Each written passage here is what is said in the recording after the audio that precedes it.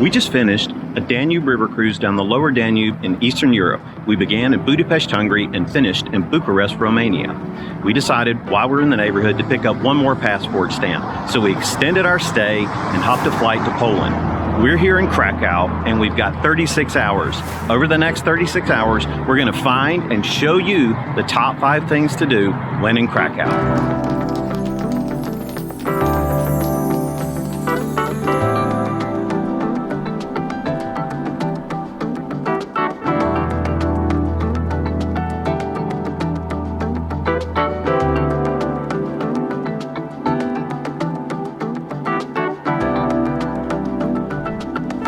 University District. Founded in 1364, the university was the academic home of such notable scholars as Copernicus and Pope John Paul II.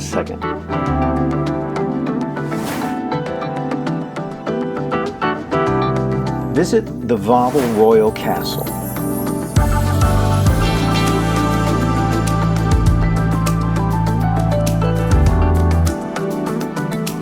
The castle sits near the center of Krakow and was the first named UNESCO World Heritage Site.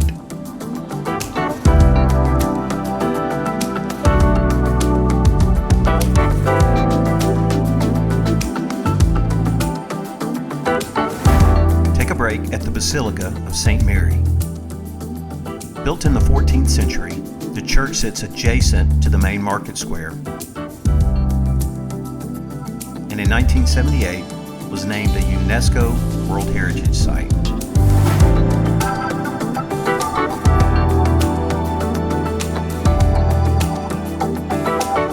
Explore the town square.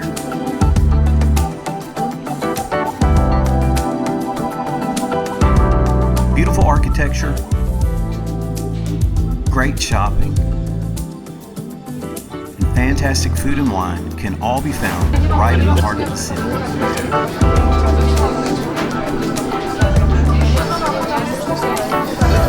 We're gonna see how good this little steak is right here.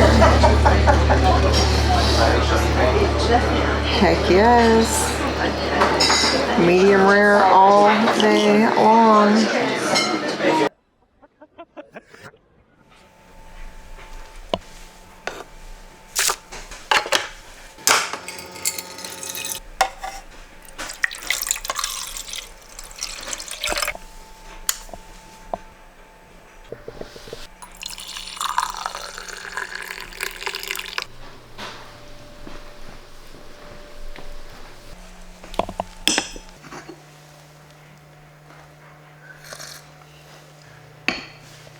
We've been back from Krakow now for several months, and we have really labored on how to finish this video. Usually I like to, as quickly as possible, compile all my footage, get the editing done, get it all assembled. The details are fresh. I get to relive the trip, and I just want to share it as quickly as I possibly can. But we have really labored on how to finish this video, and it's because if you've watched any of our videos, you know we love beautiful places. We love fun experiences. We love delicious food and wine. And number 5 on this list is not fun, beautiful, or delicious, but we do believe it is very important. That's why we believe if you are in Krakow, Poland, and you can set aside a day to do this, you should visit number 5, the concentration camps at Auschwitz. As Americans, in history, growing up, we studied Auschwitz, we studied the Holocaust, the Nazis, everything that went on as a part of World War II, but we never had a point of reference or the depth of understanding that we got once we visited there. I really had no idea how large these facilities were or the atrocity that actually happened there. We did not shoot much footage for 2 primary reasons. Number 1, we wanted to be respectful for the victims that lost their lives there and their families and the generations that were just tragically ended because of this atrocity.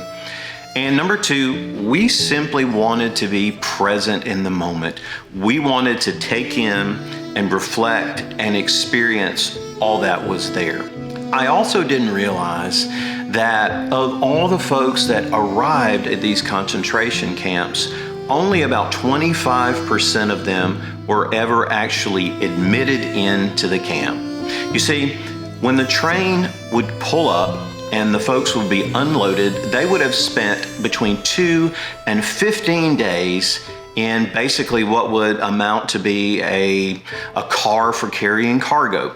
No food, no water, no restroom facilities. The people would get off the train, they would be exhausted, they would be filthy, and many of them would be sick. There would be doctors on the platform that would then begin dividing those people into two categories. Young, healthy men and women were ushered one way, and those were the people who were actually recorded and documented as being those who came to the concentration camp.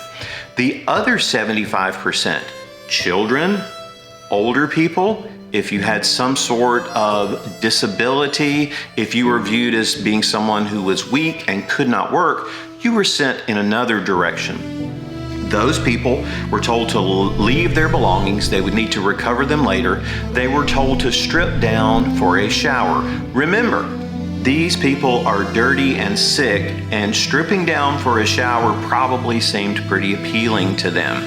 They were stripped down and then ushered, herded into something they thought was a communal shower facility.